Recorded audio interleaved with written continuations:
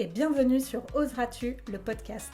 Nous sommes Manon et Sébastien. Après plusieurs années de salariat dans des domaines très différents, nous avons choisi de chambouler nos vies et de tout changer.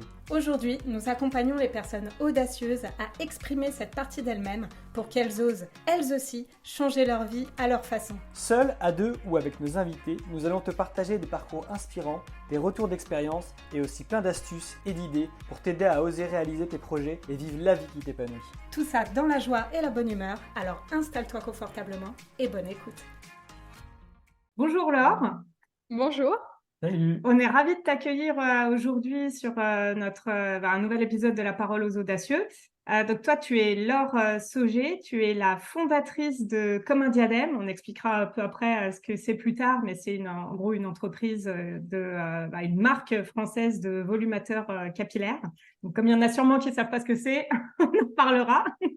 Et nous, en fait, on a souhaité vraiment t'inviter et c'est un honneur pour nous de t'avoir aujourd'hui parce que pour nous, tu incarnes vraiment le message qu'on souhaite passer parce que tu es vraiment une personne à nos yeux qui est audacieuse. Donc, pour teaser un petit peu, tu étais dans le salariat, tu as lancé ton entreprise qui a, je pense qu'on peut le dire, des ambitions internationales.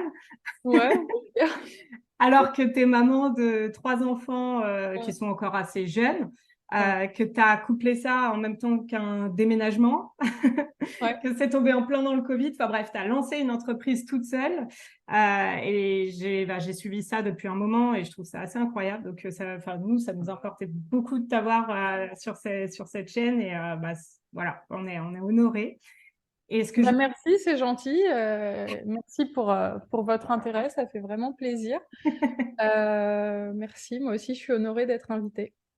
Ce que je voulais dire aussi, c'est que nous, ça fait 4 ans maintenant qu'on se connaît, parce que je suis allée remonter dans les conversations, ça date de septembre 2019.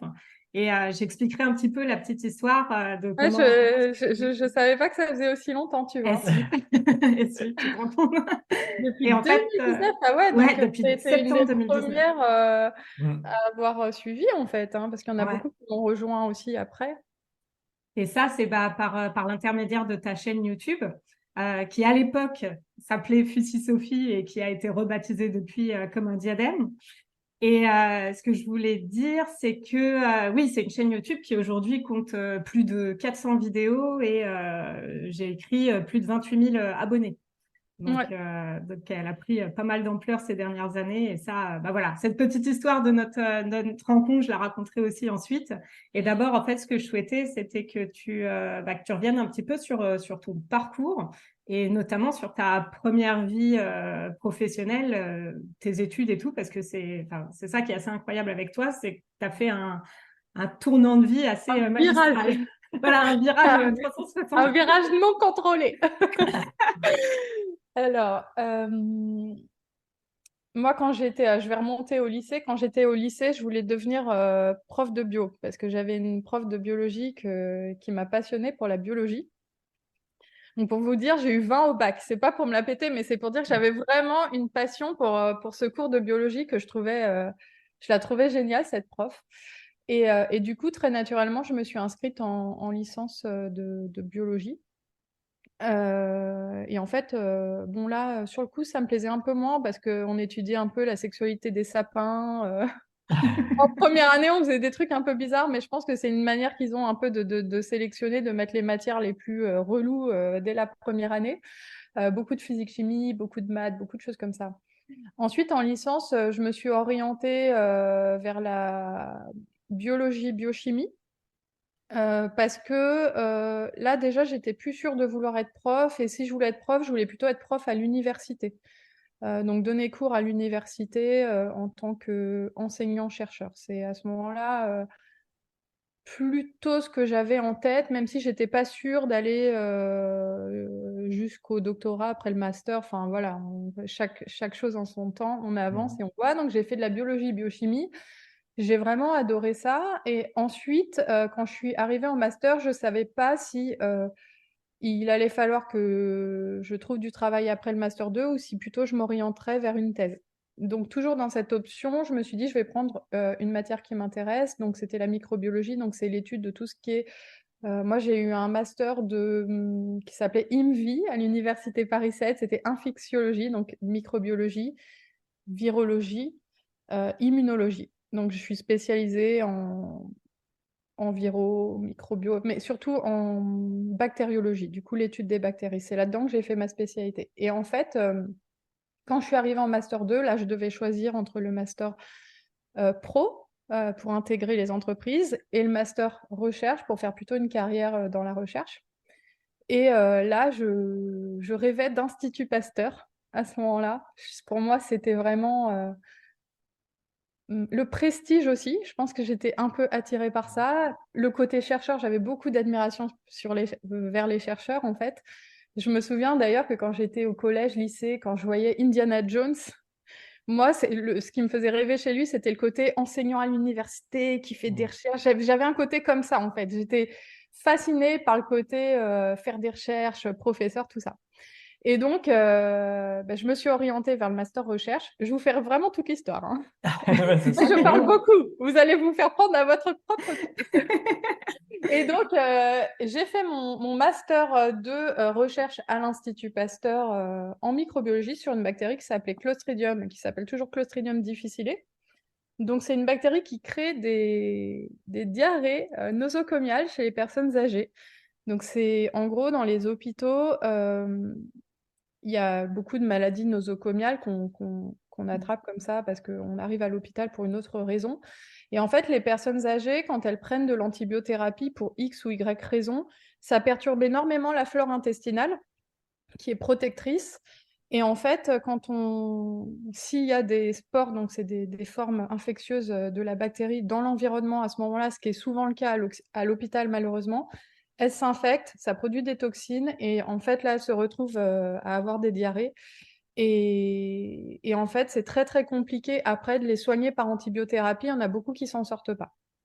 Et donc, j'ai fait mon master là-dessus. Et après, j'ai vu que mon master recherche m'a plu, j'ai continué vers une thèse de doctorat, du coup, toujours à l'Institut Pasteur, avec ma directrice de thèse, Isabelle Martin-Verstraat, si elle me regarde. Et j'ai vraiment beaucoup aimé. Ça m'a beaucoup plu, cette expérience. J'ai donc fallait publier des articles à comité de lecture, etc. J'ai vraiment beaucoup aimé cette expérience de la recherche et en même temps j'ai fait de l'enseignement parce que je faisais du monitorat en fait, ça s'appelle comme ça en thèse, c'est-à-dire qu'on peut enseigner à l'université. Et en fait, ça m'a beaucoup plu, mais en même temps, je me suis vite rendu compte que pour avoir un poste stable en recherche, ça allait être très compliqué. Il fallait enchaîner après la thèse, les CDD, pendant des années, idéalement, il fallait aller aux États-Unis, il fallait faire des contrats à l'étranger pour espérer avoir un jour un poste en France, pas très bien payé. Au final, après des années de précarité, tout ça sans forcément avoir d'enfant, parce que sur un CDD de 2 ans, avoir un enfant en recherche, c'est même pas la peine, c'est hyper mal perçu. Donc, moi, je voyais ça, je me disais, mais mince, tout ça pour à la fin peut-être être payé en plus de 1 000 euros. J'aimais bien la recherche, mais j'étais peut-être pas au final passionnée tant que ça. J'aimais ça, j'aimais mon travail, mais pas au point de sacrifier ma vie personnelle, en fait. Et en plus, c'est un travail où vraiment il fallait beaucoup de présentéisme. Si on peut venir les week-ends, les jours fériés, tout ça, c'était très bien vu. Et, Plus de limite, quoi. ah ouais, non, il n'y avait pas de limite. Enfin, moi, je me rappelle que les gens de ma promo, c'était à ce qui se vantait le plus d'être venus les jours fériés, les vacances, de quitter le soir à 21h. Enfin, même si moi, j'ai essayé de pas trop rentrer dans ce jeu-là parce que voilà, je voulais conserver une vie à peu près normale, mais c'est vrai que dans la recherche, c'est très comme ça. Et donc, du coup, à la sortie de la thèse, je me suis dit que j'allais plutôt m'orienter vers le secteur privé. Comme ça, je me suis dit, voilà, j'aurais peut-être un CDI plus rapidement, pour une vie stable plus rapidement. Moi, j'étais avec mon mari déjà depuis plusieurs années, j'avais pas envie d'enchaîner 10 ans de CDD, quoi. Et donc, j'ai trouvé un CDI dans un poste dans les biotech. Ça s'est très bien passé, jusqu'à ce que je tombe enceinte et je me suis fait virer pendant le congé mat. Voilà, ça s'est fait. Donc ça a été un gros choc pour moi, un énorme choc. parce que jusqu'à présent, je donnais tout à mon travail, en fait. Pour moi, ma carrière, je pense que j'étais quelqu'un d'assez carriériste, en fait. Pas carriériste dans le sens négatif du terme, genre prête à tout écraser et tout, mais c'est vrai que faire plaisir à mes employeurs, faire plaisir à mon chef, qu'on soit satisfait de moi, c'était la priorité numéro un dans ma vie. Et en fait, bah, après, j'ai eu un bébé, donc c'est vrai que ça recentre aussi. Et surtout, je me suis rendu compte que tout ce que j'avais sacrifié pour cette boîte-là, ben, il m'avait remercié en me virant. Et ça fout une claque Mm. violente, mais ça remet les idées en place en même temps. Parce que d'un seul coup, on se rend compte aussi que ben, c'est bien de tout donner, de tout sacrifier, de vouloir toujours faire plaisir, mais en fait, le moment où ben, on a besoin d'une pause pour avoir un bébé, une pause de 2 mois, hein, bah là, ça va pas et on n'hésite pas à nous dégager. En tout cas, moi, c'est comme ça que je l'ai vécu. Donc, je me suis retrouvée au chômage. Parce que j'ai accepté, du coup, ils m'ont proposé une rupture conventionnelle, mais c'était une sorte de pression psychologique, en fait. Moi, je pouvais pas y retourner. Ils m'avaient dit qu'ils voulaient plus me voir, en fait. Donc, je n'avais pas envie d'y retourner. C'était plus possible. Ils voulaient pas que je revienne, mais moi, du coup, non plus, en fait. Et en fait, bah, ils m'ont fait, au final, le meilleur cadeau qu'ils auraient pu me faire. Parce que je me suis retrouvée au chômage. Je me suis rendu compte que ma plus grande peur dans la vie, c'était de me retrouver sans travail, sans argent, sans, sans travail, sans CDI. Et là, je me retrouvais avec un bébé, avec mon mari aussi, mais au chômage. Je me suis rendu compte que ce n'était pas si dramatique que ça, en fait. Et j'ai profité de cette période de chômage, vu que je m'ennuyais un petit peu. C'est pas que je m'ennuyais avec mon bébé, parce que, au contraire, elle me prenait beaucoup de temps, mais j'avais besoin d'un projet. J'ai lancé ma chaîne YouTube, Fussy Sophie, sur ma fille Sophie, sur la maternité. Ça, c'était en 2018 ou un peu avant? 2017, juin, 2017, d'accord. juin 2017, ma fille allait avoir 8-9 mois, quoi. Je me suis dit, allez, ça faisait des années que je regardais à l'époque les youtubeuses beauté, je trouvais ça trop bien, je regardais des youtubeuses sur la maternité, je me suis dit, mais je vais faire pareil. Et pour une fois dans ma vie, j'avais le temps, parce qu'avant, avec les postes que j'avais pas le temps de juste faire des projets qui m'intéressent, une chaîne YouTube qui... Et j'avais aucune envie de professionnaliser ça. Mais Mm. vraiment, c'était... C'était un passe-temps, quoi, finalement, une ouais, envie de c'était partager vraiment ton un... quotidien. Ouais.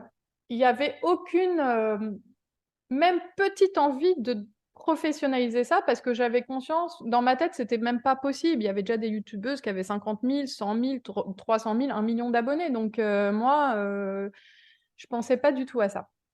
Et en fait, en parallèle, je recherchais du travail. Et à ce moment-là, j'ai sérieusement pensé quitter la recherche parce que j'avais été un peu dégoûtée de ce monde où on doit faire 12 heures par jour, etc. Et on ne se fait même pas pardonner d'avoir un jour un bébé, quoi. Donc, à ce moment-là, je me dis, bon, la recherche, c'est fini. Mais vu que je suis quelqu'un de très paradoxal, je continue quand même à postuler dans des boîtes de recherche parce que j'ai tellement peur de ne pas retrouver ou quoi. Et là, je suis prise dans une boîte de biotech et on me propose, alors que j'avais pas du tout postulé pour ça, moi j'avais postulé pour un poste de chercheur, on me propose un poste de direction R&D parce que la femme que j'allais remplacer se retrouve à avoir des jumeaux et elle veut absolument quelqu'un pour la remplacer rapidement. Et à la base, elle m'avait contacté pour un poste de chercheur quelques mois avant, mais ça s'était pas encore ouvert et tout. Et là, d'un seul coup, elle me dit, tu vas reprendre ma place. Donc du coup, je me dis, bah, je peux pas refuser. À ce moment-là, je prends une énorme augmentation, je double mon salaire et tout. En plus, c'était une boîte concurrente de la première, donc j'étais hyper contente, Ça leur sachant faisait qu'il y avait l'effet. il y avait que 2 boîtes sur ce créneau-là. Et là, Parfait, je quoi. suis allée rejoindre la boîte concurrente pour un poste de direction. Je trouvais que ça envoyait un beau message. Et donc, bah, c'était sur le coup un CDD de 10 mois, et puis ensuite, ils m'ont prise en CDI. Et pendant ce temps-là, je continuais ma chaîne YouTube. Et ce poste m'a énormément plu. J'ai vraiment aidé et adoré ce que j'y ai fait. C'était hyper intéressant. Puis j'étais bien payée et tout. Donc franchement, c'était très très bien. Par contre, c'était voilà, c'était des horaires de cadre, etc. Et je continuais mes petites vidéos. Et j'ai eu, donc, après ma fille, j'ai eu une grosse chute de cheveux parce que j'ai une alopécie androgénétique. Et c'est vrai qu'après mon premier enfant, ça a commencé à vraiment se voir. Et là, ça se voit pas parce que j'ai un complément capillaire, mais je commençais à être vraiment clairsemée et ça se voyait sur les photos. Ça a commencé à se voir sur les vidéos YouTube. Moi, je mettais de la poudre densifiante, mais au lieu d'en mettre un peu juste sur le dessus, je me retrouvais à en mettre sur les côtés. Là, je me vidais un pot à chaque fois. Et surtout, j'ai eu un déclic, c'est quand une de mes collègues de travail commençait à regarder le dessus de mon crâne. Et là, je me suis dit, bon, je crois qu'il est temps de passer au volumateur capillaire, mais c'était une étape très douloureuse pour moi parce que à l'époque, sur les réseaux, personne n'en parlait. Est-ce que juste tu peux expliquer pour ceux qui ne connaîtraient pas ce que c'est que l'alopécie androgénétique? L'alopécie androgénétique, en gros, c'est la calvitie, que ce soit chez les hommes ou chez la femme. Seulement chez la femme, bon, on le sait, c'est dans des cas d'alopécie androgénétique, les femmes, elles deviennent rarement complètement chauves. Souvent, elles sont clairsemées. Ça touche environ 20% des femmes après l'âge de 40 ans. Donc c'est, je pense, à peu près la même proportion que les hommes.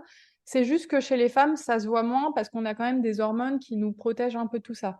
Mais le résultat, c'est qu'on peut se retrouver assez clairsemé comme ce que vous voyez là, et ça peut devenir psychologiquement un peu compliqué, assez inesthétique avec le temps. Et ça dépend aussi le degré de perte de cheveux. Mais moi, mon père, il a perdu tous ses cheveux à l'âge de 20 ans. Donc, je pense que j'avais un bon terrain génétique. Et c'est vrai que dès 30 ans, après mon premier enfant, ça a commencé à devenir compliqué. Et donc, j'ai surpris des regards au travail. J'ai vu que, en plus, j'ai su depuis qu'ils en avaient parlé par derrière, qu'ils se demandaient ce que j'avais. Laure, elle perd ses cheveux, c'est bizarre, qu'est-ce qu'elle a? Enfin bref, ça devenait un sujet pour les gens. C'est finalement, est-ce qu'on peut dire que c'est une maladie ou pas? Ou c'est Je une pense que c'est pathologie? considéré comme une maladie parce que bah il y a des traitements médicamenteux comme le minoxidil, etc. Mais moi, je vois pas ça comme une maladie. Après, c'est chacun sa perception. Mais un homme qui est chauve, on dit pas qu'il est malade.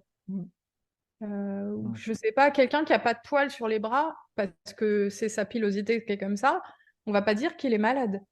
Donc pour moi, une femme qui est clairsemée, moi je suis en excellente santé. Je me considère pas comme une femme malade. Parce que maladie, c'est-à-dire que je suis malade. Moi, pour moi, je suis pas malade. J'ai un trait physiologique qui fait qu'esthétiquement, c'est pas beau. Si demain j'avais des énormes sourcils et que c'est, je sais pas, admettons, c'est pas très bien vu, bah, je me considérerais pas malade. Et Ouais, ben bien pour sûr. moi, c'est pareil. C'est un homme chauve n'est pas malade, une femme qui se clairsème est pas malade. Mais après, je vois aussi qu'il y a des femmes, et j'étais la première à le vivre hyper mal. Psychologiquement, c'est très, très, très, très compliqué. Ça altère la qualité de vie, ça altère l'estime de soi. C'est quelque chose de très, très compliqué à gérer. Donc, on ne peut pas non plus dire c'est rien. Mm. Voilà. Mm. Mais au- je pense que c'est considéré officiellement comme une maladie. Enfin, je veux dire, c'est traité, il y a des traitements. Donc, s'il y a des traitements, c'est une maladie. Mais moi, je ne le vois pas comme une maladie, en fait. Je le vois comme avec un trait esthétique qui pose problème chez les femmes qui ont envie d'être dans les standards qu'on demande de la société. Et c'est quand même le cas de la plupart des femmes qui ont envie juste de se sentir, entre guillemets, Mm. classique et pas attirer l'attention sur une perte de cheveux. Effectivement, c'est vrai que dans notre société, la chevelure féminine est considérée comme un atout, un critère de beauté presque. Et, Ah oui, mais carrément, non seulement un et critère donc, de beauté, mais même un critère de santé. mm, En fait, Mm. une femme qui perd ses cheveux à mon niveau comme moi a l'air en mauvaise santé, en fait. Et moi, je sais que quand je porte un volumateur, enfin, c'est plutôt quand j'en porte pas, on me rajoute 10 ans. Moi, je me rappelle à l'époque, j'avais 30 ans, je faisais des lives sur YouTube, on me disait toujours, je pensais que tu avais 40 ans. Non, j'ai pas 40 ans, c'est juste que j'ai pas beaucoup de cheveux. Donc, c'est un critère de santé. Enfin, c'est vu, enfin, c'est pas que c'est un critère, mais ça envoie un signal de santé et de beauté et de féminité. Et c'est sûr bah, que quand on n'a pas ça et qu'au contraire on est clairsemé, ça suscite l'interrogation des gens. Et ça, faut être prêt à l'assumer et on n'a pas forcément envie. et ouais, c'est un sujet qui est très tabou et sur lequel on peut se sentir très seul. Et donc, bah, pour le coup, pour introduire un petit peu le virage de ta chaîne YouTube, je vais parler un petit peu de mon histoire. Parce que moi, si je suis tombée sur ta chaîne finalement, c'est bah, pour raconter un petit peu, c'est suite à une journée au travail où j'ai une collègue qui est venue me voir parce qu'il y avait forcément les spots au-dessus de la tête. Enfin, tu connais hein, le truc qui me met en valeur et qui m'a dit, comme ça, hein, j'ai le même problème que toi. Et alors, Donc, comment tu ah, l'as? quel problème et tout. Non, j'avais quand même un peu conscience que en fait, ça faisait aussi plusieurs années que j'avais les cheveux qui se clairsemaient et que j'avais eu un parcours, comme souvent, avec l'alopécie, des rendez-vous chez le dermato, le minoxidil qu'on met sur la tête pour éviter la chute des cheveux, etc., où les résultats peuvent exister, mais ça permet jamais de regagner une densité. Parce que ça, c'est quelque chose qu'il faut quand même prendre conscience, c'est que dans nos cas de l'alopécie androgénétique, c'est une perte progressive des cheveux et qu'on est quelque part dans l'obligation d'accepter. Je ne sais pas si ça vient Oui, dire c'est que ça, mais irrémédiable, parce que c'est irrémédiable. comme la vieillesse, pareil. Voilà. Et donc, suite à ça, elle me dit, je mets de la poudre densifiante. Alors moi, je débarquais complètement dans ce monde-là. Je savais même pas ce que c'était. Je pense que, à part le minoxidil, j'avais rien fait de plus finalement je pense que j'avais peut-être pas encore mesuré à quel point ça commençait à être visible. Parce que du coup, je faisais rien pour le cacher. Je ne m'attachais même pas les cheveux, hein, parce que moi, j'ai tendance à avoir les cheveux tout le temps libérés. Donc, bon. Et donc, dans le bus pour le retour, je m'en souviens très bien. Donc, du coup, c'était forcément en septembre 2019, comme j'ai retrouvé nos premiers échanges. J'ai tapé poudre densifiante sur Google et là, je suis tombée sur ta vidéo. Comment tu l'avais appelée Alopécie, mon cauchemar, ma solution, quelque chose comme ça. Je la vois plus dans mes notes, mais bref. Et du coup, ce soir-là, donc je rentre. À l'époque, on habitait à Paris avec Sébastien. Et ce soir-là, on se tape toutes tes vidéos YouTube sur le sujet. Et dans la foulée, Sébastien me dit, mais écris-lui. Et je t'ai envoyé un message en te disant d'ailleurs, je me souviens que je t'avais dit, on a regardé ensemble avec mon conjoint toutes tes vidéos. Et ça avait dû me faire rire. Je pense que j'ai Et je ça sais pas t'avait si fait je l'ai rire. relevé, mais je sais que des fois j'ai des femmes alors souvent j'ai des femmes qui me disent j'ai tout regardé tout le week-end et ça me touche énormément franchement parce que bah, je me dis ah, ça veut dire que vraiment elles ont bien aimé les vidéos parce que pensant d'enchaîner beaucoup comme ça et ouais je sais qu'il y en a qui, qui regardent dans le coup et en fait, ça me fait plaisir parce que je me rends compte de l'importance aussi qu'en fait ces vidéos-là, elles peuvent avoir sur le coup Mm. parce que on regarde pas 10 vidéos d'une personne juste comme ça, c'est que ça répond à des questions et ça redonne dans ma tête sur le coup de l'importance à ce que je fais parce que moi je fais une vidéo par-ci, une vidéo par-là, une vidéo par-ci et après elles existent et moi je les oublie et en fait quand on me dit d'un coup ouais moi j'ai tout regardé, ça me fait plaisir parce que je me dis ah c'est cool, c'est-à-dire que le travail que je fournis il a un intérêt pour certaines personnes. Et donc, pour ma part, je suis vraiment, par l'intermédiaire de ta chaîne, rentrée dans un monde dont j'ignorais complètement l'existence. Parce que, alors, les perruques, je savais que ça existait. Les volumateurs, j'en avais aucune idée. C'est toi qui m'as fait découvrir ça. Et, C'est quoi la différence? et aussi, oui, bah, la différence, ouais, bah, tu peux peut-être expliquer la différence entre une La perruque et un différence, en fait, volumateur. un volumateur, c'est une pièce de cheveux qui se clip sur les cheveux. Donc, par exemple, là, c'est mes cheveux et le clip est là. Une perruque, ça englobe toute la tête. Donc, en fait, le volumateur, il se mélange avec nos propres cheveux. Là, c'est les miens. Et du coup, bah, c'est très peu connu ce système par les gens. Les gens, généralement, connaissent les perruques, mais pas les volumateurs capillaires. C'est juste que c'est une prothèse partielle plutôt qu'être totale, en fait. Mm. Et ce que je voulais préciser aussi, c'est que ouais, j'ai découvert un monde où finalement, on n'est pas seul. On n'est pas seul parce que, bah, et tu donnais les chiffres tout à l'heure, il y a beaucoup de femmes qui sont touchées par la chute de cheveux, et notamment par l'alopécie, ce qui n'est pas la seule des pathologies qui existent pour la chute de cheveux.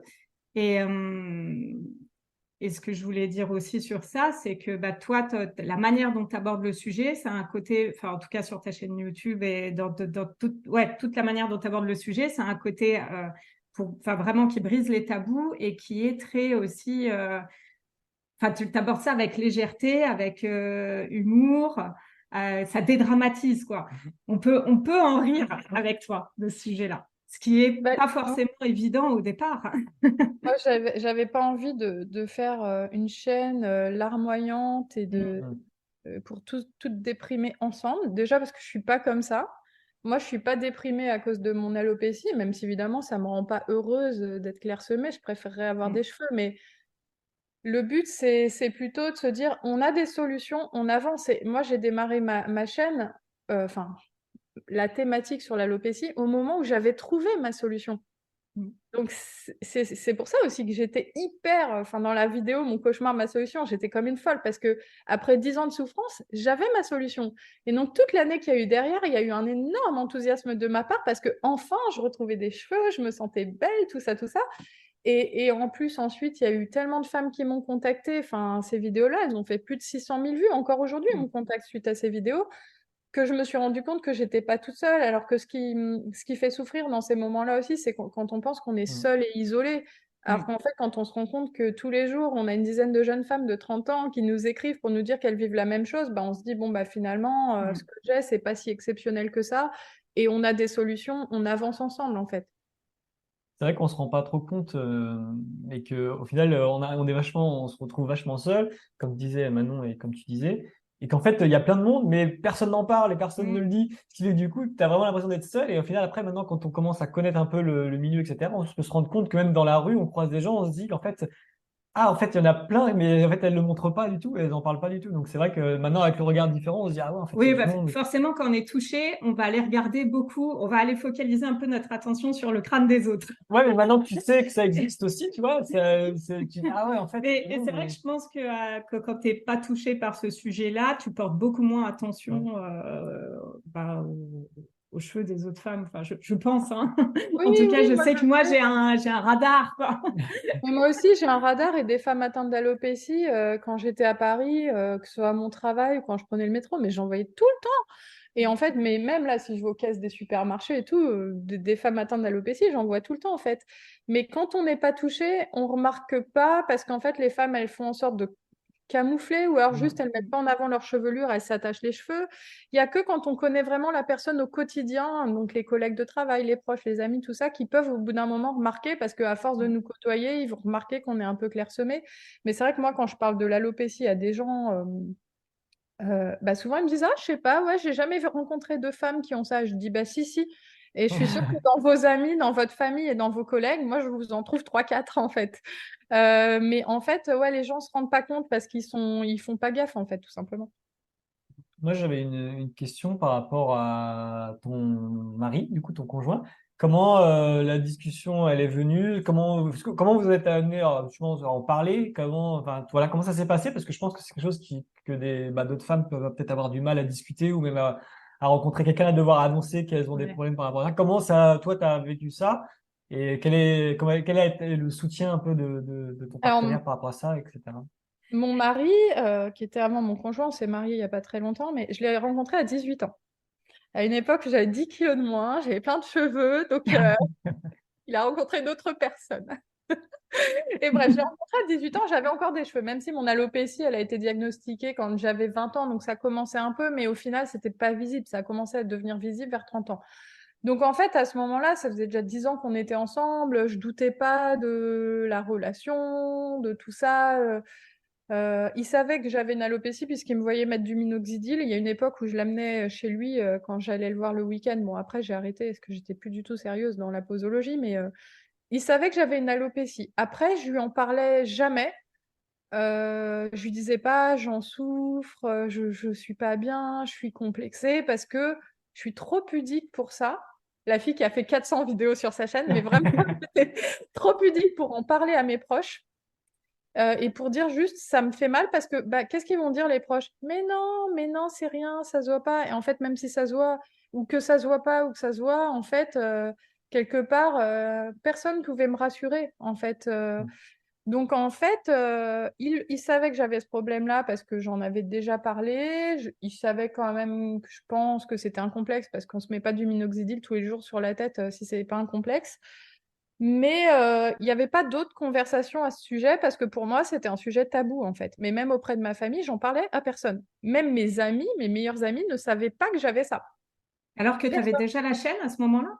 Enfin, t'en avais déjà parlé sur ta chaîne ou c'était avant ça? Alors, bah non, parce que en fait, justement, j'ai commencé à en parler sur ma chaîne au moment où je suis passée au volumateur. Et vu que mes amis suivaient ma chaîne, erreur fatale à ne pas commettre,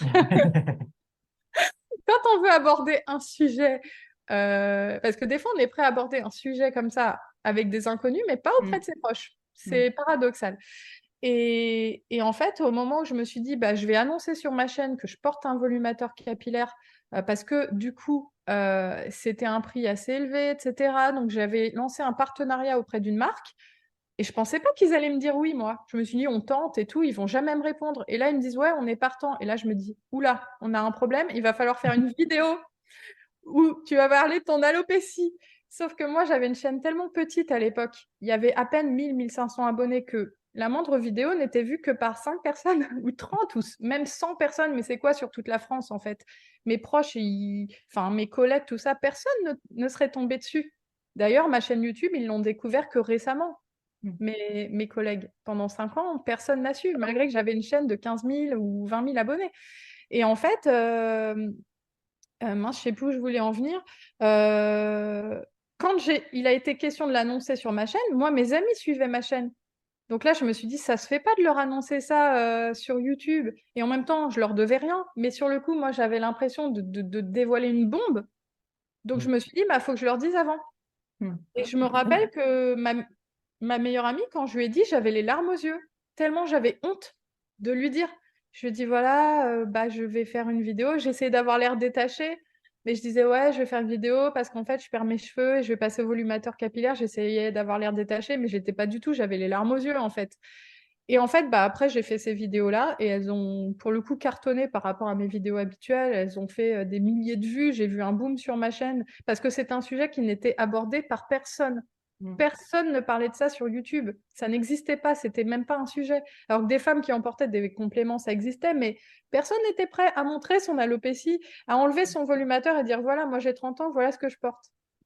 Et ça, ouais, ça, c'est ça qui, moi, m'a toujours bluffé chez toi. Et je me suis dit, mais quel courage. Ouais,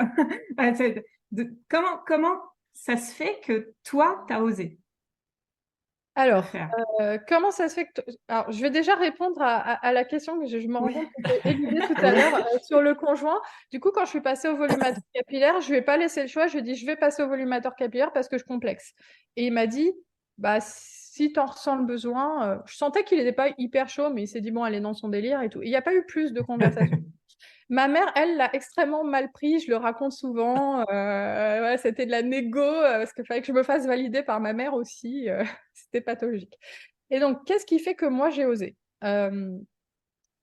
J'avoue que le premier truc, c'est que quand j'ai lancé la demande de partenariat, le produit coûtait 1 550 € et je me suis dit, si je peux l'avoir gratuitement, la première motivation, pour être honnête, c'était ça.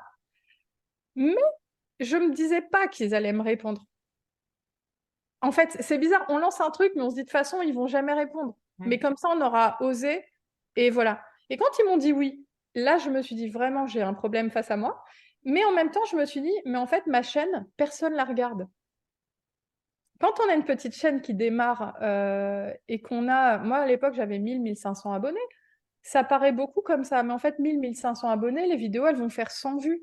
100 vues réparties dans la France. C'était personne, en fait. C'était des gens que je connaissais pas. Donc, je me suis dit, allez, tu vas avoir ton volumateur gratuit, tu vas le faire. Et en fait, bah, comment j'ai osé? Bah, j'étais toute seule dans ma pièce à me filmer, en fait. J'en ai pas parlé à mon voisin, j'en ai pas parlé à mes collègues le savaient pas. J'ai dû en parler à mes amis qui suivaient ma chaîne, du coup. Mais c'est tout. Et donc là, quand je lance la vidéo, alors là, surprise, la vidéo fait genre 500 000 vues en 2 semaines. Et là, je me dis, ah, ça n'était pas prévu. Mais du coup, après, c'est devenu une thématique que j'ai assumée complètement parce que j'ai vu le bien que ça apportait. Et je me suis positionnée en représentante des chauves sur YouTube, enfin, des clairsemés. Et du coup, j'ai pris un autre positionnement et aujourd'hui, maintenant, j'assume complètement le sujet, quoi. Est-ce que quelque part, ça t'a aidé à assumer le sujet finalement? Bah carrément, oui, ça a été comme une psychothérapie gratuite. Parce qu'en fait, au début, on en parle, donc déjà rien que d'en parler, ça fait du bien. Après, il y a tous les échanges, tous les commentaires. Moi aussi, Jessie. Alors bon, dans les commentaires, il y a aussi tu Oui, devrais il y a des pépites. ouais, ou tu devrais te faire des lavements anal. Franchement, la vidéo, j'ai tout eu. En commentaire, j'ai tout eu.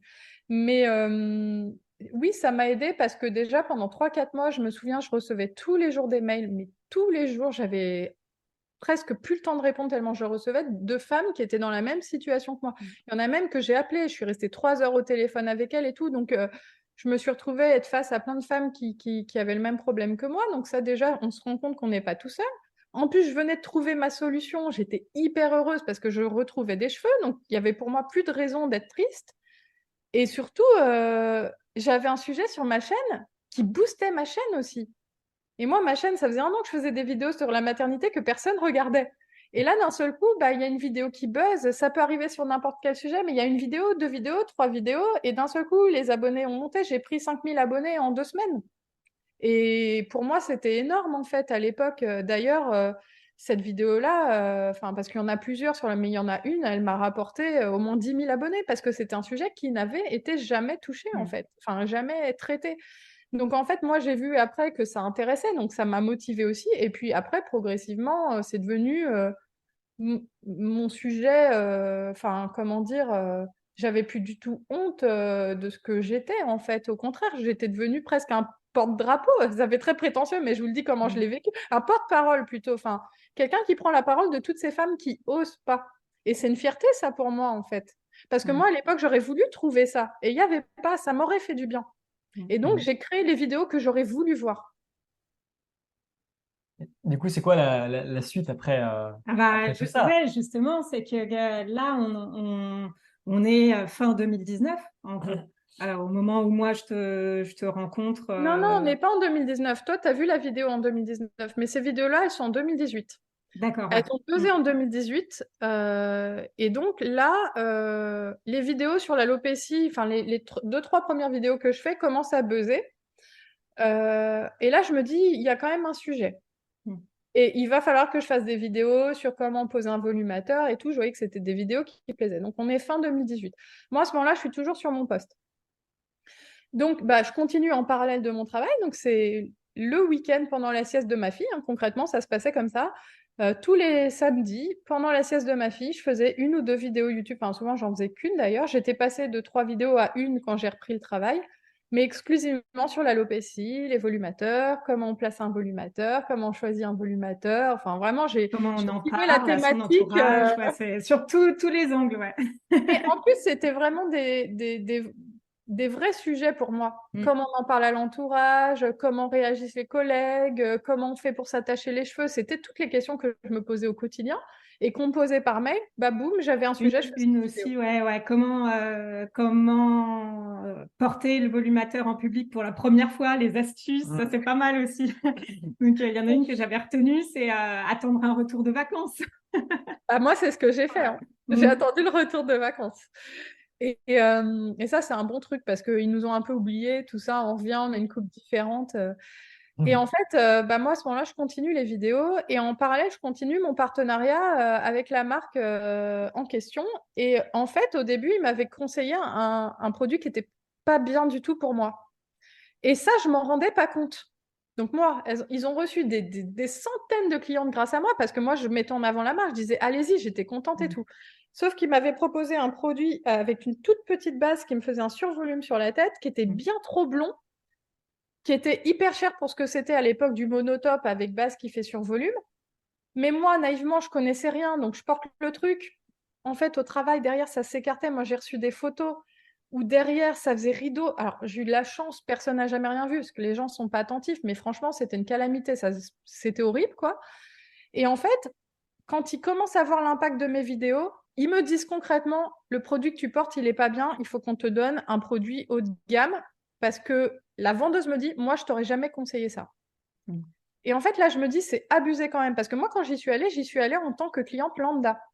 Donc, on m'a conseillé ça. Donc, en plus, c'était pas ma couleur, mais moi, j'ai pris ça. Et c'est après que je les ai contactés en demandant un partenariat.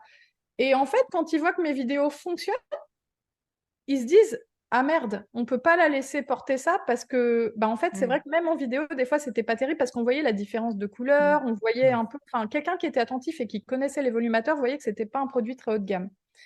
Et du coup, ils me disent, écoute, on va te proposer un beau modèle pour un partenariat, etc. Comme ça, t'en parleras. Donc, moi, excitée par l'idée d'avoir des cheveux, je dis, ok. Je voulais tester quoi, ce qu'ils avaient de meilleur. Et donc là, c'était un produit en silk top, toujours très petite base, puisque c'était du 15 x 15 à l'époque. Là, par exemple, j'ai du 23 x 23 hein, par rapport à mon alopécie. Donc, voilà. Et en fait, le produit top, silk top, meilleure imitation du cuir chevelu, des cheveux magnifiques et tout. Et donc, je fais le partenariat et je leur demande le prix quand même du produit. Ils me disent c'est 5 500. Et là, je me dis, OK. Alors déjà, j'avoue, gênée de présenter en vidéo un produit dont le prix était à 5 500. Ça a été une vraie problématique sur ma chaîne parce que je me suis dit, mais comment ça va être perçu? Et en même temps, bah moi, ce produit, je le voulais quelque part et c'est ce produit qui m'allait bien. Et en même temps, je me disais, mais quand tu vas devoir le payer toi, tu vas faire comment en fait? Et donc, moi, je réfléchissais à tout ça en même temps. J'ai fait le partenariat, j'ai parlé, tout ça. Et dans ma tête, je me disais, là, on a un vrai problème parce que les prix, ça devient délirant. Et pendant ce temps-là, il y avait des filles qui m'écrivaient, qui me disaient, ouais, Laure, cette marque-là, elle fait super cher. Il y a des marques aux US, en Australie, qui font des produits moins chers et tout. Arrête d'aller là-bas et tout. Des filles qui connaissaient un peu. Et là, je me dis, de quoi elle me parle? Donc, je commence à me renseigner et tout. Je me rends compte qu'à travers le monde, il existe des jeunes femmes qui lancent des marques, qui ont des marques, en fait, avec des produits. Bah, je vois que c'était du silk top, je vois que c'était le même type de base, mais plus large, et surtout des cheveux longs, magnifiques et tout. À l'époque, c'était autour de 1 000 $ ou même moins, parce que les prix ont considérablement augmenté depuis, avec le Covid et tout, mais c'était autour de 800 $. Et je me dis, mais pourquoi nous, c'est 5 500 en fait? Alors je me disais, bah, le prochain, je le commande aux US. C'est dans ma tête, Sur le monopole, du coup, qui pouvait Et expliquer ces prix-là. pour moi, monopole, surtout tabou. Un tabou. Parce qu'il n'y avait pas vraiment un monopole, il y avait plusieurs marques, mais soit il y avait des marques qui proposaient vraiment des produits bas de gamme et qui en proposent toujours aujourd'hui, je ne vais pas les citer, mais vraiment des produits, tu vas dans le salon de coiffure, ils t'en proposent deux, tu as le choix entre un roux, un blond, pas qualité de cheveux et tout, parce que c'est des gens qui s'en foutent. Ils portent pas eux les produits, donc proposer un produit avec une piètre qualité, le rendu sur la cliente, ils s'en foutent parce ils savent pas ce que c'est que de porter un produit pourri pendant un an. Moi, je l'ai vécu, donc je sais en fait.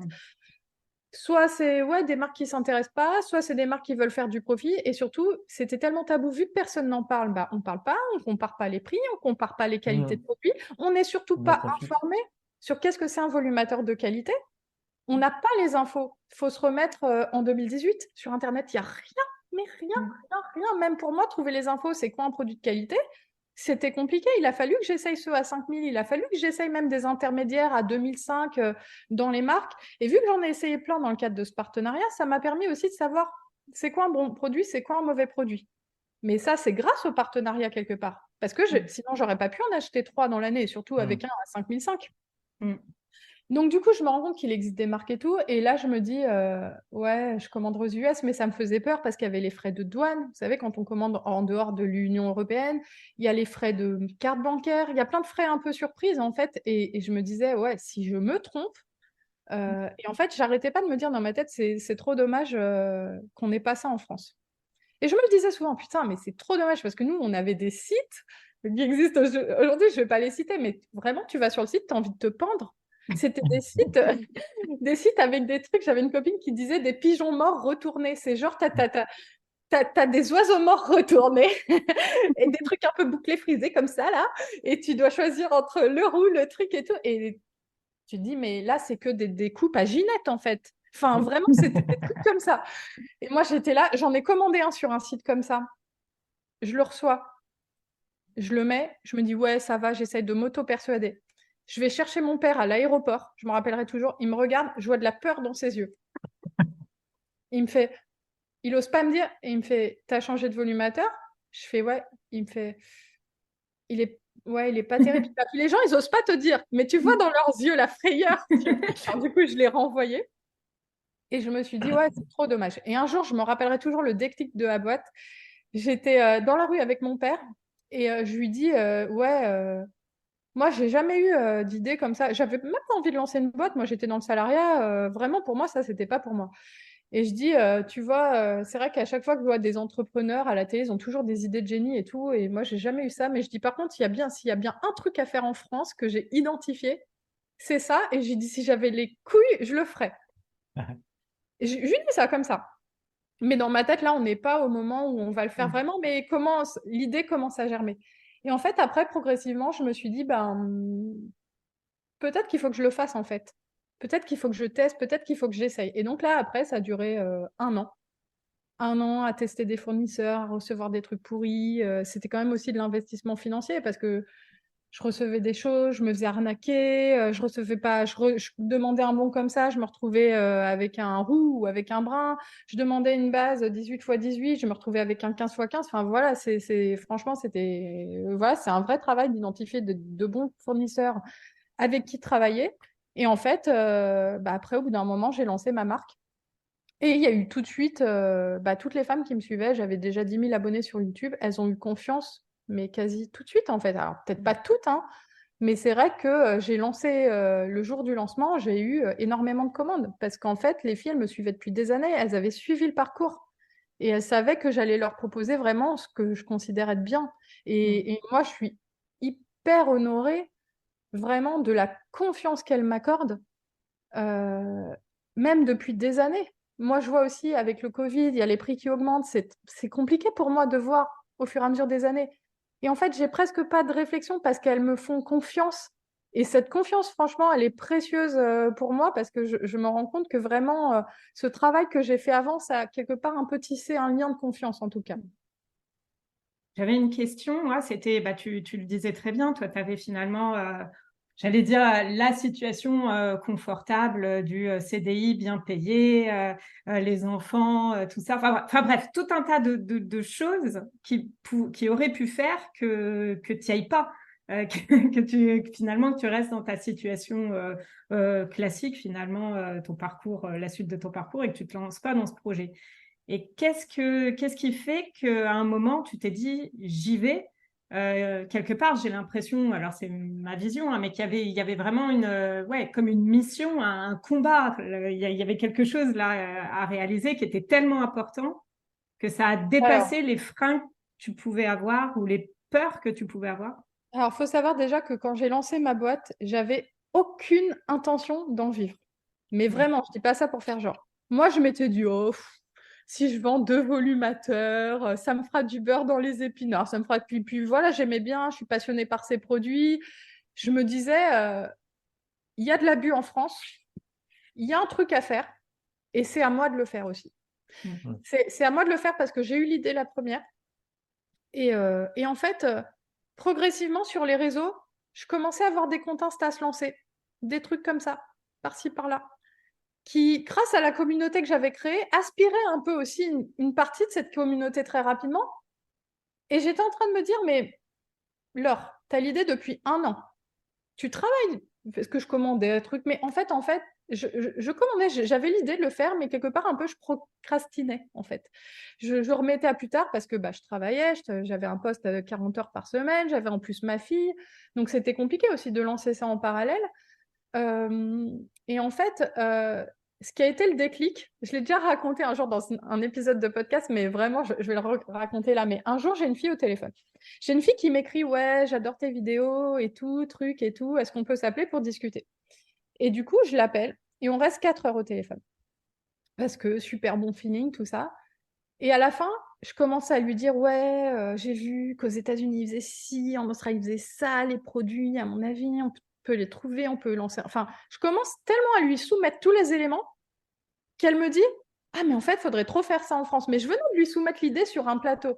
Et là, je me retrouve comme une conne et je lui dis, bah ouais, j'y avais pensé, mais c'est une fille qui n'avait pas d'Insta, rien. Je lui dis, bah ouais, justement, j'y avais pensé. Elle me fait, bah on peut le faire toutes les deux. Et là, comme une coach, je lui dis, bah ouais, trop bien. Enfin, c'est vraiment dans la folie de l'instant. Je lui dis, ouais, trop bien. Je m'entendais bien avec elle depuis plusieurs heures, alors que je la connaissais absolument pas. Et d'un seul coup, grâce à cette fille, je me sens presque capable. Parce que elle avait déjà une entreprise, elle me dit, on va appeler le registre des commerces et des sociétés. On commence à discuter d'un logo. Et presque, elle était moteur à ce moment-là. Et là, je me dis, ouais, ouais, ouais. Et je me dis, bah, c'est bien finalement, quelque part, je n'osais pas le faire toute seule. Et en fait, bah, là, j'ai trouvé quelqu'un, on va le faire à deux. En plus, la fille, elle habitait à Lyon, elle habitait même pas à Paris. Donc, c'était vraiment la pire idée, quoi. Je raccroche et tout, j'avais passé une bonne journée, je l'avais eu au téléphone et tout. Le soir, mon mari rentre et je lui dis, ouais, il y a une fille avec qui truc, peut-être je vais le faire avec elle. Il me fait, mais n'importe quoi, mais qu'est-ce que tu fabriques là? Il me dit, mais c'est ton idée de boîte depuis. Enfin, tu y penses et tout. Qu'est-ce que tu vas t'associer avec une fille que tu connais pas, va te prendre la moitié du coup de ton chiffre, t'as pas besoin d'elle. Et là, dans ma tête, j'étais énervée contre lui parce que je me dis, ouais, il a rien compris. Franchement, elle était trop sympa. Et puis moi, j'ose pas le faire toute seule. Franchement, je me dis, il a rien compris. Elle était trop sympa. Et je me couche. Et là, il y a une angoisse dans ma tête où je me dis, ouais, en fait, il a raison. J'ai l'idée. Ça fait 2 ans que je fais des vidéos sur YouTube, enfin 1 an. J'ai l'idée, je peux le faire toute seule. Et en fait, c'est juste parce que j'ose pas. Et la première inconnue que je rencontre, je lui déballe tout mon projet. Résultat, elle veut qu'on le fasse ensemble et je lui dis oui. Et là, dans ma tête, je me dis, mais qu'est-ce que je vais faire maintenant? Je me suis engagée. Et puis moi, je suis vachement comme ça. Si je m'engage à un truc, c'est gravé dans le marbre. On n'avait rien signé ni rien, hein. C'était une coup de fil avec une inconnue. Et en fait, j'étais là, je me sens mal toute la nuit. Je me dis, ouais, c'est dommage et tout. Et en fait, 2, 3 jours après, on se rappelle et tout. Et je lui dis, bah, au fait, pour le projet, qu'est-ce que t'en penses? T'en as parlé, parce qu'elle voulait en parler à son mari. Elle me dit, ah, j'en ai parlé avec mon mari, il est pas chaud, truc et tout. Il est pas chaud, il pense que c'est voilà, que ça marcherait pas et tout, sinon quelqu'un. Et là, je lui dis, ok, et dans ma tête, le ouf, parce que je me dis, bon, je suis pas obligée de lui dire que moi je vais le faire. Après, j'aurais pu. Mais sur le coup, j'avoue que je me suis dit, j'espère qu'elle a pas prévu de le faire toute seule. Vous voyez, parce que je la connaissais pas, cette fille-là. J'ai fait confiance à une fille comme ça, qui sortait de nulle part. Et en fait, d'un seul coup, je me suis dit, là, Laure, c'est ton projet depuis le début. Tu peux le faire toute seule et tu vas le faire toute seule. Et tu vas arrêter de raconter ta vie à tout le monde. Tu vas arrêter de trouver n'importe qui pour t'aider à faire un truc que tu peux faire seule. Et ça a été ça le déclic où je me suis dit, en fait, tu peux le faire, c'est juste que tu as peur, en fait. Et du coup, bah là, je me suis mis à fond sur le projet. Surtout qu'en plus, pour être complètement transparente avec vous, quelques semaines après, j'ai vu que la fille s'est créé un Instagram sur le sujet et qu'elle a commencé à poster avec des hashtags et tout. Airtopper, truc et tout. Et là, j'en parlais à une de mes copines et je lui dis, ouais, ça me stresse un peu, je la vois faire ça, c'est un peu bizarre. Moi, j'avais même pas d'Insta sur le sujet à ce moment-là, j'avais que ma chaîne. Et elle me dit, Laure, il n'y a personne qui se lance sur les réseaux à faire 10 hashtags par jour et 10 posts, enfin 10 posts par semaine sans intention derrière. Il y a une intention. C'est peut-être pas te piquer l'idée, c'est peut-être autre chose, mais il y a une intention. Et effectivement, elle avait une intention business derrière, mais qui était, je pense, pas celle-là. Et en fait, je me suis dit, mais non, c'est ton projet et tout. Et en fait, le déclic, il a été là, c'est que je me suis dit, j'ai ouvert une communauté sur YouTube. J'ai créé un truc. Je l'ai fait à un moment où personne n'osait le faire, où personne n'osait s'exposer. Fallait le faire à l'époque. Enfin, quand il y avait personne pour le faire, c'est là qu'il fallait quelque part avoir le truc de le faire. Moi, je l'ai fait. J'ai l'idée. J'ai le potentiel de le faire. Et je vais me laisser piquer des idées par des filles qui arrivent derrière. Enfin, non. Et du coup, c'est presque aussi un peu par ego. Évidemment, il y avait une mission, mais c'est aussi, je me suis dit, mais t'as l'idée, il y a un marché, t'as un truc, t'as une voie là devant toi, t'as 1 an pour agir, c'est maintenant. Donc il y avait aussi une question d'ego, j'avoue, où je me suis dit, je vais pas me laisser piquer l'idée, alors que j'ai fait tout le travail sur YouTube avant. En plus, je l'avais fait complètement spontanément, de manière bénévole, j'ai envie de te dire, presque, avec tous bénévole. les Non, mais parce échanges que que c'est tu ça, on avais. n'imagine pas. Là, j'ai vu, vous avez fait 50 podcasts. Vous voyez ce que c'est le travail et l'investissement. Moi, j'ai fait ça pendant 1 an, sans idée business. Et d'un seul coup, je vais me faire piquer ça par une fille qui arrive et qui sent le truc avant moi. J'ai dit non, non, c'est bon, on va se recadrer, on va faire les choses et on va le faire bien. Et surtout, moi, je savais aussi que tout ça, je l'avais fait dans ma tête bénévolement et je savais que j'avais aussi des bonnes intentions. Enfin, je savais que les filles qui allaient venir vers moi, j'allais bien les aider. Je sais l'éthique de travail que j'ai, en fait. Et je me suis dit, bah, il faut que je porte cette marque. Donc, ça a été ça le déclic, en fait. D'accord.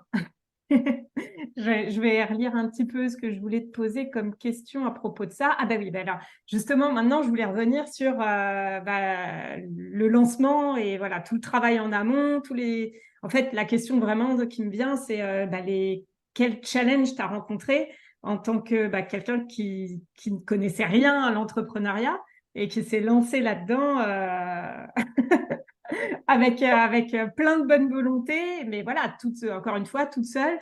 Au moment du Covid, en plus, je pense. Bon, je ne sais pas si ça t'a servi ou pas servi, comme toi, c'est une entreprise en ligne. Peut-être que quelque part, Bah, c'était ça crée plutôt quand une même bonne chose. des challenges au niveau des Des livraisons, je pense. livraisons. Ben oui, ouais. Parce qu'effectivement, j'ai lancé au moment du Covid, donc j'avais un compte Colissimo, la poste ne fonctionnait plus, les postes étaient toutes fermées, il a fallu que je passe par DHL. Enfin, Mais en termes d'entrepreneuriat, les challenges, franchement, c'est les pires challenges de ma vie, mais vraiment à tous les niveaux. Je pense que j'ai coché un nombre d'erreurs, mais c'est tous les jours, mais même encore actuellement. On n'imagine pas parce que je communique pas souvent là-dessus, parce que les clientes, quelque part, ça les regarde pas d'avoir tous mes problèmes derrière. Mais j'ai commencé par une auto-entreprise, sachant que c'était pas du tout le bon statut d'entreprise par rapport à ce que j'avais créé. Parce qu'en fait, les produits coûtent cher, donc on a des charges importantes. Il ne faut pas prendre ce type de statut quand tu as des charges importantes parce que tu ne peux pas les déduire. Donc moi, j'ai fait ça pendant 6 mois sans rien déduire, en étant toujours ponctionnée à mort par l'URSSAF et compagnie. Donc ça, première erreur. Et surtout, ce que j'imaginais pas, c'est que j'allais dépasser les plafonds de TVA en 3 mois parce que c'est des produits qui coûtent 1 000 €. Donc évidemment, ça monte vite. Donc au bout de 3 mois, je me rends compte qu'il faut commencer toute seule à calculer la TVA, à la déduire et tout. Moi, j'avais pas de comptable à l'époque, j'étais auto-entrepreneur. Donc faut imaginer le bordel. J'avais même pas un compte pro. J'avais un compte à moi que j'avais ouvert, il y avait la moitié de mes dépenses. Un enfer. Un enfer. Après, je me rends compte très vite qu'il va falloir que j'ouvre plutôt une société parce que l'auto-entreprise n'était pas adaptée. Mais tout ça, ça se passe en 3 mois avec les commandes et tout ça à faire en parallèle. Donc, et avec un bébé de 3 mois dans les bras. Là, Parce que c'était ton deuxième, c'est ça, à ce oui, moment-là? c'était mon deuxième, plus Covid, plus ma fille présente à la maison non-stop. Ma fille de 3 ans, mon fils était né le 1er décembre, j'ai lancé en mars. Donc, il avait 4 mois pour créer le site, pour tout lancer, les enfants à la maison, mon mari qui n'a pas le droit de sortir. Enfin, franchement, je pense qu'il y a beaucoup qui auraient pété un câble. Honnêtement, nerveusement, je ne sais pas comment j'ai tenu à l'époque, mais j'étais tenue par toute cette effervescence autour du projet, en fait. Vu que ça fonctionnait bien, j'étais tenue par ça.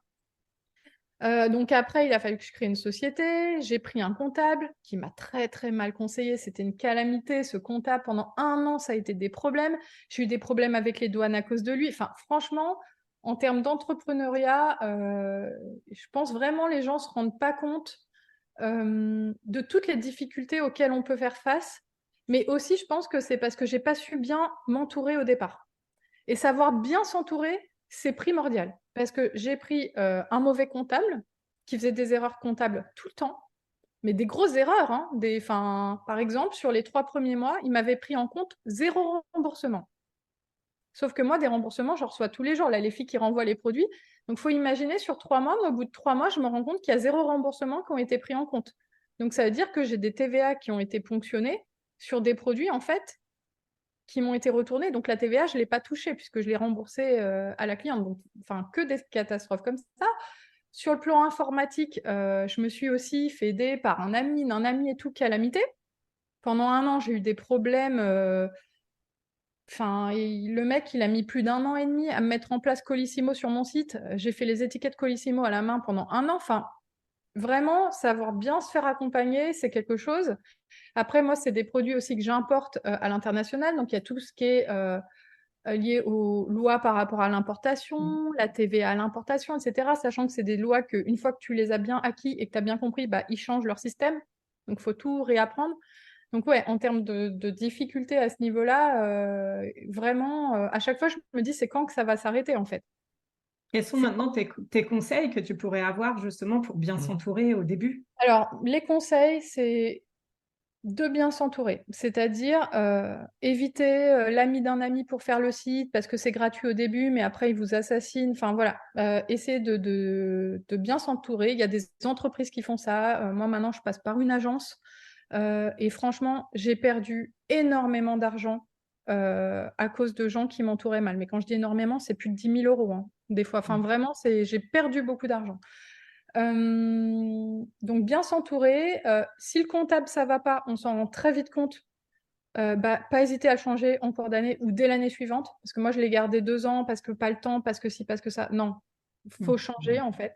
Quitte à payer un peu plus cher des fois, c'est même pas la question du prix, mais moi j'ai un comptable maintenant, je le paye 30 € de plus, mais au moins il fait bien son taf en fait.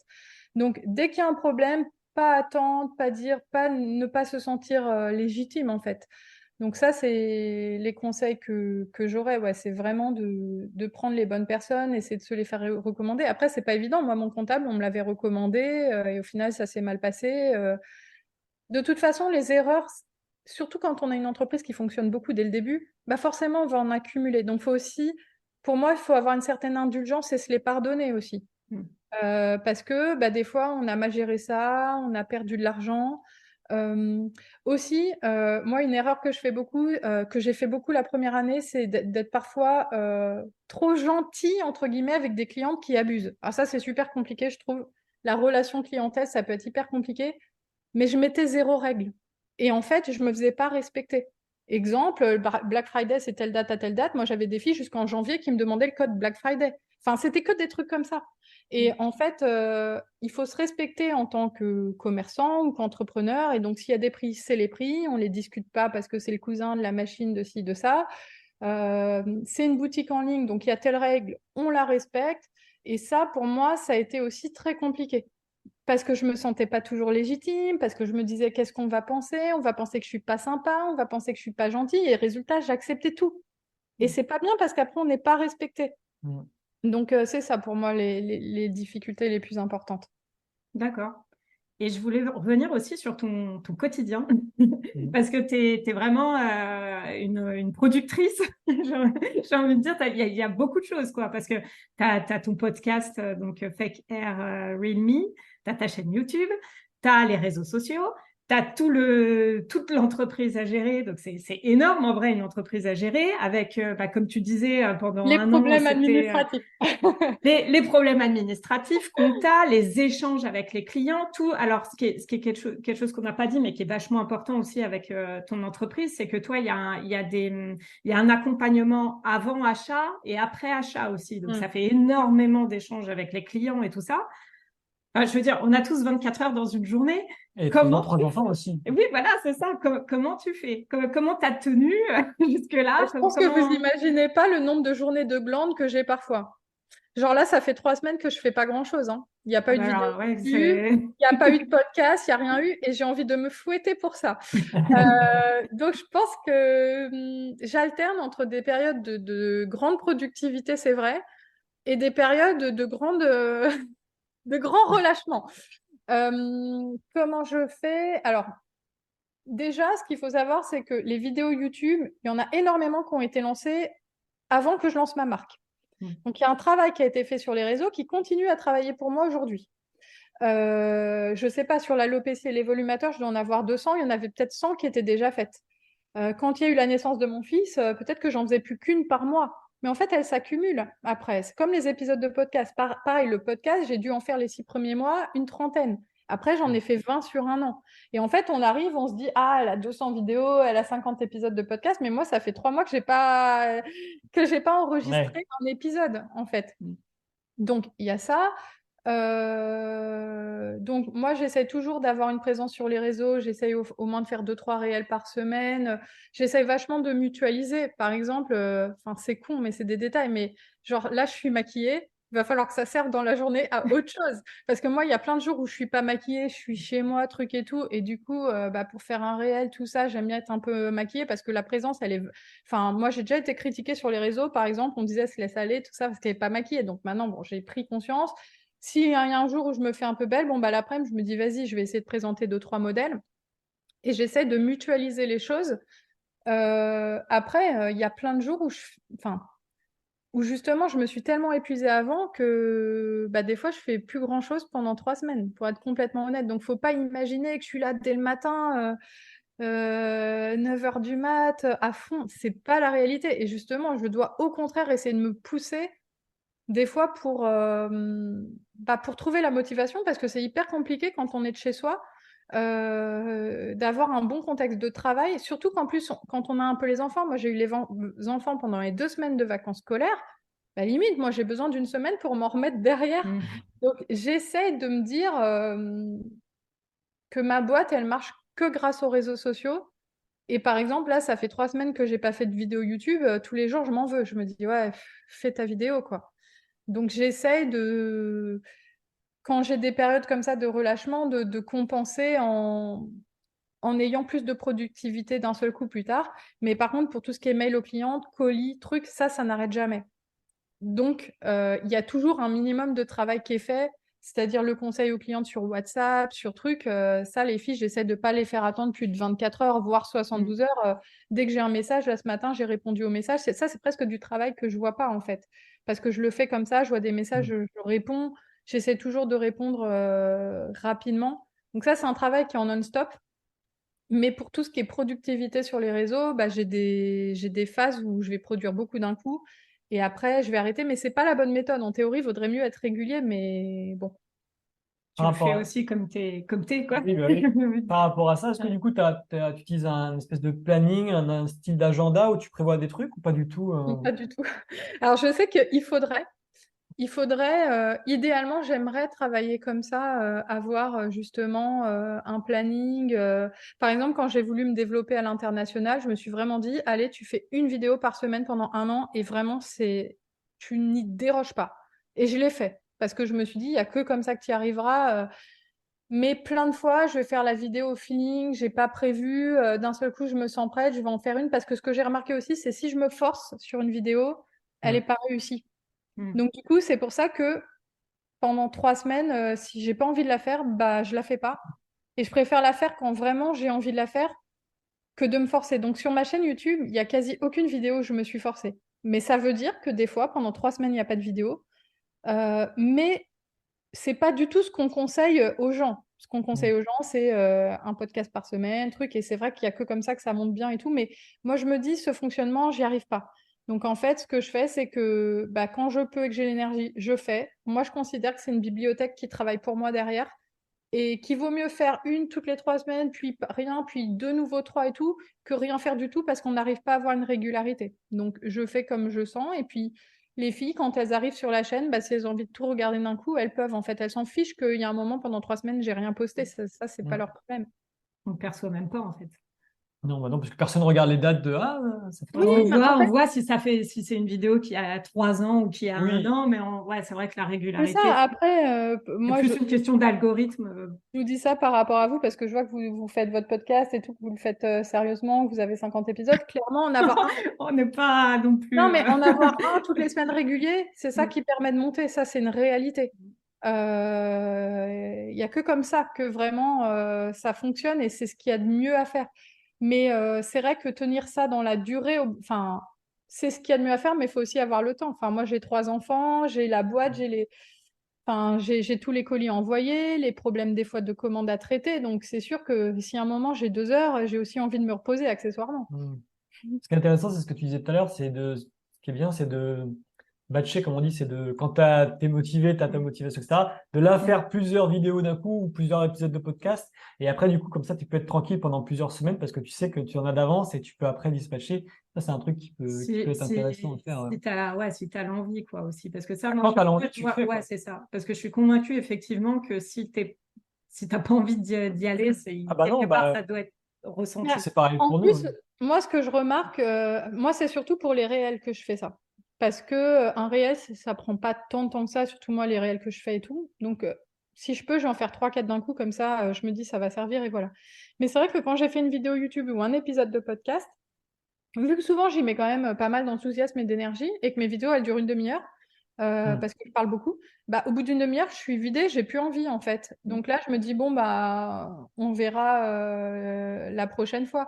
Mais c'est vrai qu'idéalement moi j'aimerais bien restructurer mon travail plus pour faire une vidéo par semaine ou un podcast par semaine et tout, mais en fait, on peut pas non plus être partout. Donc voilà, mais idéalement, c'est ce que j'aimerais faire. Mais c'est vrai que j'ai du mal à fonctionner. Moi, je fonctionne plutôt par salve, où d'un seul coup, pendant 6 mois, je vais en faire une toutes les semaines, et puis après, j'ai plus trop d'idées et je vais arrêter pendant quelques semaines.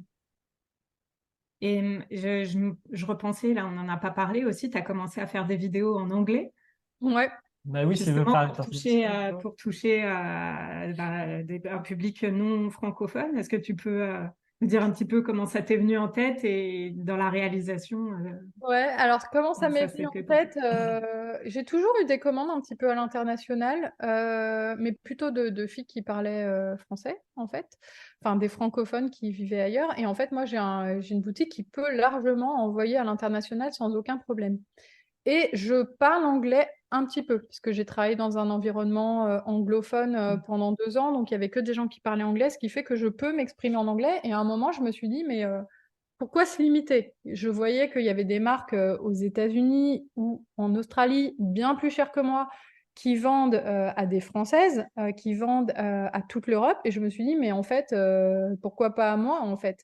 Après, c'est vrai que le passage à l'anglais sur ma chaîne, ça a été compliqué un peu psychologiquement pour moi parce que je me suis dit, comment vont le prendre toutes les femmes qui me suivaient, francophones? Est-ce que je vais pas passer pour la fille qui a l'ambition, les dents qui rayent le parquet Enfin, vous voyez, un côté comme ça, genre merde, je vais passer aux vidéos en anglais, on va me le reprocher, ça y est, elle s'en fout des françaises. Et en même temps, bon, il y a 300 vidéos en français, je pense que j'ai un peu abordé l'ensemble de la thématique. Et je me suis dit, bah, tu sais quoi, alors, bah, vas-y quand même. Parce que oui, il y a des filles qui vont sûrement se dire, ouais, bah, quoi, pour qui elle se prend, quelle légitimité elle a à vouloir vendre aux États-Unis ou vendre ici ou là. Mais en fait, on s'en fiche. Et effectivement, je suis quelqu'un qui a de l'ambition. Et en fait, bah, si c'est mal pris que j'ai de l'ambition, bah, c'est dommage parce on a le droit d'être une femme ou un homme avec de l'ambition, d'avoir une entreprise et d'avoir envie de la porter. Et en plus, plus mon entreprise fonctionne, même à l'international, et mieux c'est pour la viabilité de mon entreprise en France. Donc chaque fille qui commande à l'international soutient une entreprise française aussi. Et ça, les Mm. clientes, elles en ont pas forcément conscience quand elles me voient faire des vidéos en anglais et tout.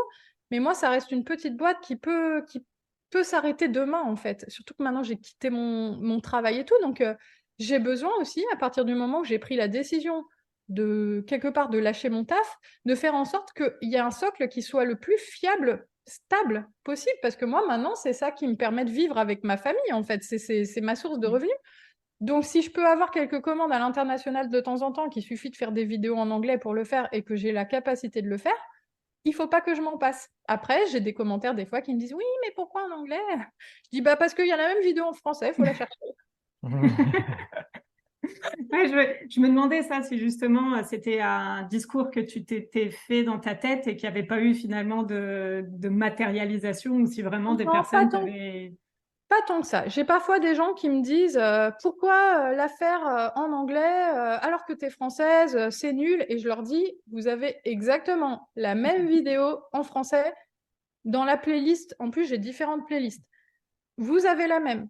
Faut juste la chercher. Des fois même, je leur envoie le lien. Après, quand c'est des vidéos que j'ai jamais fait, je prends le temps de les faire en 2 fois. Mm. Enfin, souvent, je fais la même en français, en anglais. Donc, après, il y en a aussi qui me disent, oui, bah, tu l'as fait en français, pourquoi tu mets pas juste les sous-titres? Mais en fait, des fois, j'ai envie de dire aux gens, mais mêlez-vous de votre entreprise. Mm. Parce que, en fait, les gens aux États-Unis, ils n'ont pas envie de regarder des vidéos en français avec des sous-titres. C'est ça la réalité. Donc, moi, j'essaye, et je dis aux États-Unis, mais ça peut être dans toute l'Europe, de faire des vidéos en anglais pour développer ma marque à l'international. Ça ne veut pas dire que j'ai envie de devenir un patron du CAC 40, mais si je peux faire quelques ventes de temps en temps qui stabilisent mon entreprise, et puis pourquoi s'en passer en fait? Moi, j'ai toujours eu de l'ambition dans ma carrière, que ce soit scientifique et tout. Là, j'ai de l'ambition pour cette entreprise et si je peux le faire, je le fais. Et globalement, ça a été très bien pris. J'ose pas vraiment faire les stories en anglais et tout parce que bah, c'est vrai que j'ai quand même 99% de francophones qui me suivent. Donc je me dis, ça serait un peu con de, comme on dit, de lâcher la proie pour l'ombre, c'est-à-dire de vouloir flatter une communauté que je n'ai pas et de perdre une communauté qui n'a pas envie d'écouter des stories en anglais, truc. Donc je me contente de sous-titrer. Mais c'est vrai que je me dis, après tout, c'est un site qui peut vendre dans le monde entier. Moi, je passe par DHL, j'ai un système de transport qui est assez onéreux, mais qui est ultra efficace. Il n'y a pas de raison de s'en priver, en fait.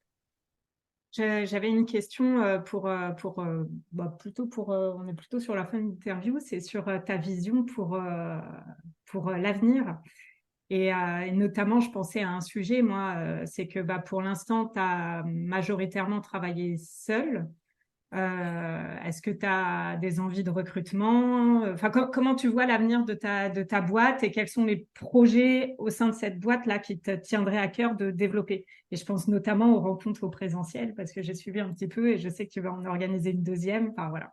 Si tu peux parler un petit peu de tout ça. Alors, j'aimerais bien me faire aider là pour justement en communication. Je suis en train d'essayer de recruter quelqu'un que j'ai peut-être trouvé d'ailleurs hier au final.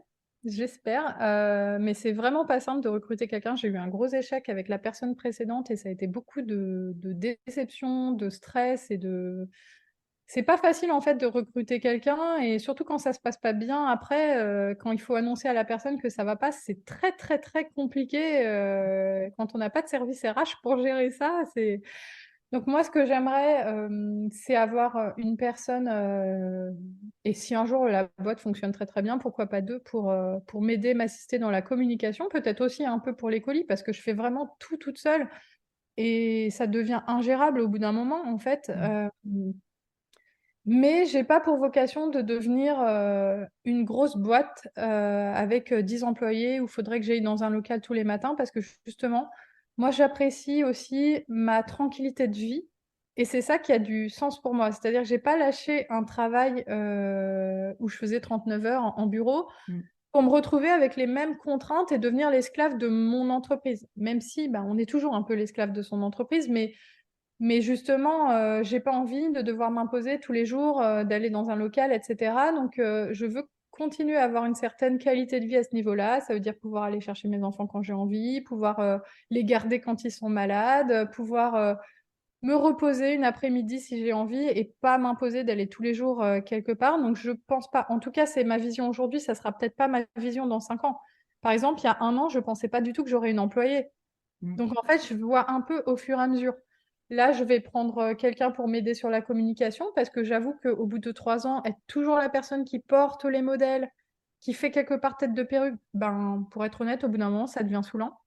C'est sympa comme ça 2 secondes, mais il faut imaginer que moi, je l'ai fait 600 000 fois. Donc voilà, mais c'est pareil, c'est d'autres questionnements parce que moi, j'ai beaucoup de clients qui m'ont dit, ouais, on n'aime pas quand c'est pas toi sur la marque, on préfère quand c'est toi. Et en même temps, bah, une entreprise qui évolue, c'est aussi ça, c'est aussi, bah, à un moment, il faut lui souhaiter qu'elle puisse avoir de l'aide et que ce soit pas toujours elle qui soit au premier plan, en fait. Donc voilà, la vision long terme, j'avoue que j'ai pas, j'avance vraiment petit à petit avec mes envies du moment. Donc là, déjà, je prends quelqu'un pour m'aider, on va voir si ça se passe bien.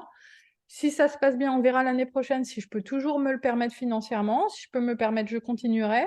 Et puis voilà, mais j'ai pas de plus de vision long terme que ça, de juste faire en sorte que déjà ça fonctionne année après année en fait. Moi, j'avais une question pour toi. Il y avait les rencontres en présentiel Ah oui, aussi. exact. Ah Tu oui, les parlais par rencontres. rapport ouais, au lien finalement que tu as créé avec la communauté, mais virtuellement, et cette envie que j'ai sentie chez toi aussi parfois de vouloir voir les personnes en vrai, quoi. Et après, on Bah, les passera à ta rencontres en question. présentiel, c'est vraiment génial. C'est un moment que j'aime beaucoup parce que ça rend concret tout ce que je fais. D'un seul coup, c'est des vrais visages, c'est des vraies personnes. C'est pas juste des gens qui m'écrivent sur Insta que je vois, mais souvent je vois même pas le visage parce que c'est des gens qui ont des pseudos, qui ont Mm. des photos. On voit pas qui c'est. Quand je vois qui c'est, déjà c'est différent. Et c'est vrai que j'aimerais en faire un peu plus. Après, c'est vrai que pour être honnête, c'est compliqué. Par exemple, il y a beaucoup de femmes qui me demandent d'en faire à Paris et ça demande beaucoup d'organisation parce que ça nécessite que je m'absente 3 jours, alors que j'ai des enfants, que j'ai mon mari qui travaille dans le commerce, donc bah, il travaille le week-end et tout. Donc c'est vrai que en ce moment, c'est assez compliqué à organiser, mais je vais essayer d'en refaire de temps en temps parce que je sens qu'il y a vraiment un besoin de voir les produits, de les découvrir. C'est quelque chose que les clientes demandent et il faut être à l'écoute. Et même moi, la dernière fois, j'ai passé un super bon moment. Donc, Ouais, Vas-y, la du coup, question parle. moi, que j'avais pour toi, c'était quel conseil tu pourrais donner à quelqu'un, donc une fille ou un homme, hein, qui a ce mal-être par rapport à ses cheveux, mais qui n'arrive pas à passer le cap, qui est un peu, tu vois, dans cette période où tu sais pas comment trop faire, est-ce que ça va m'aller, est-ce que ça va pas se voir, est-ce que toutes ces questions que les gens peuvent se poser, je suppose, au début de leur pensée par rapport à ça, qu'est-ce que tu pourrais leur Oui, conseiller? parce ce qu'on peut peut-être préciser, c'est que là, on a beaucoup parlé forcément de l'alopécie féminine, mais qu'il y a aussi plein de solutions pour les hommes qui ah oui, existent. il y a des Mm. solutions qui Mm. se collent aussi pour les hommes. qui sont top, franchement, quand c'est bien positionné, on voit rien, hein. Ah, c'est bluffant. Après, je pense que je suis pas sûre que ce soit le même confort au quotidien parce que c'est collé, donc faut recoller régulièrement et tout. Donc ça se teste. Mais moi, ce que je conseillerais à la personne, c'est déjà de se familiariser avec la thématique.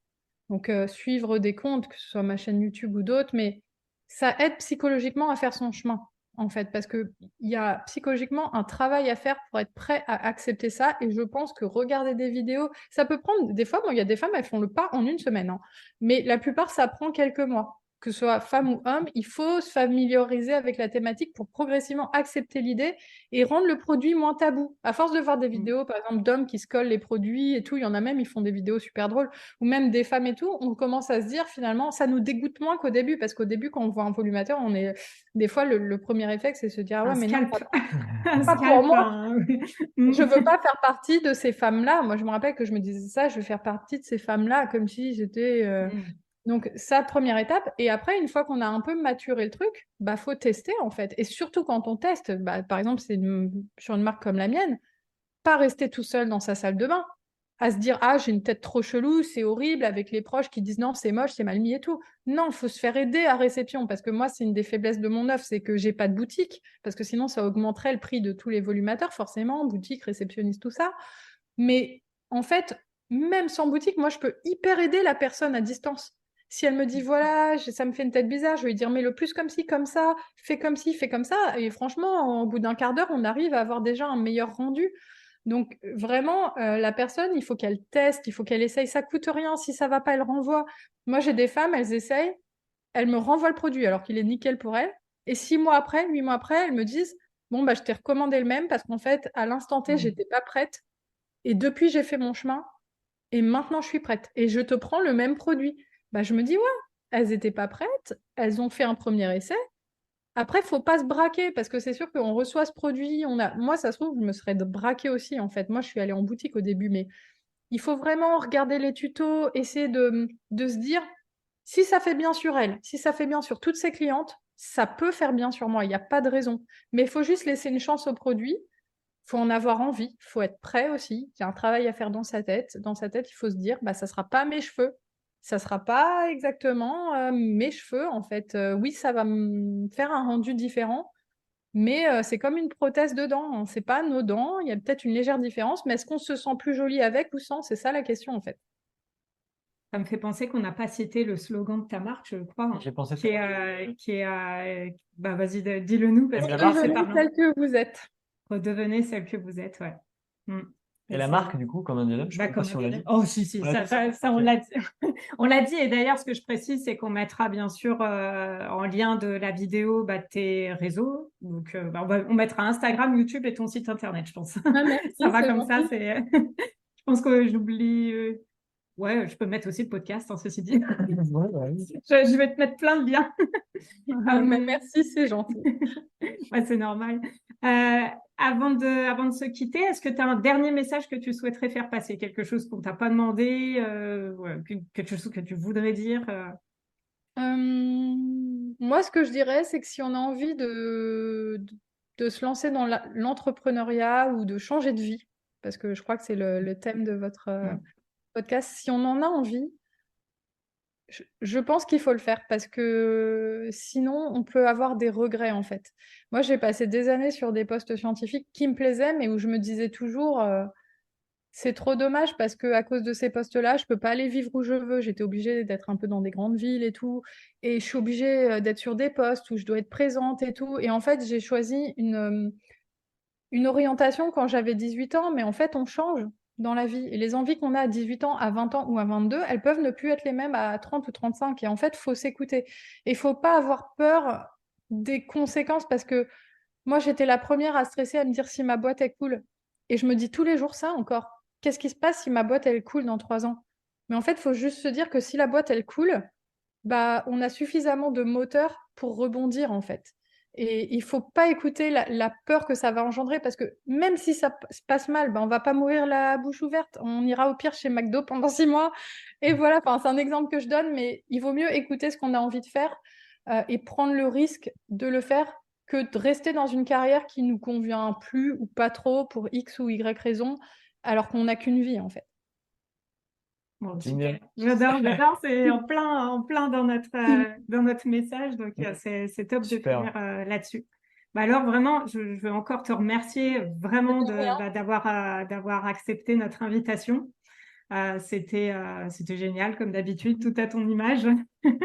Merci, c'est Et gentil. Merci ouais, de me l'avoir proposé. ça m'a fait super plaisir. Bah ouais, moi aussi, hein. C'était top, hein. Mm. Super. Ouais, de Sébastien, toi, tu t'es senti bien? Bah ouais, super, non, c'est hyper intéressant et tout. C'était Et inspirant en intéressant, je même temps, trouve, le d'avoir. parcours est hyper inspirant et Ouais, tout. Donc, je pense que ça va plaire à la communauté qu'on a et tout. oh Donc, bah top. c'est sûr, c'est évident. Bah, j'espère. Et je vous félicite pour votre productivité sur le podcast. Merci. Parce que justement, je vois quel travail c'est et je sais que bah, c'est aussi courageux de se lancer dans une entreprise comme ça. En plus, vous êtes en couple à deux comme ça, Mm. donc vous prenez Ouais, le risque familial ensemble. C'est une on a force des aussi, c'est une défis. Oui, force. c'est des défis, mais c'est une grande force aussi d'être Ouais, dessus. c'est courageux et je vois que vous travaillez à fond pour y arriver. Vous avez un beau fil Instagram, une belle cohérence de marque. Enfin, je vois que vous êtes à fond et je vous félicite.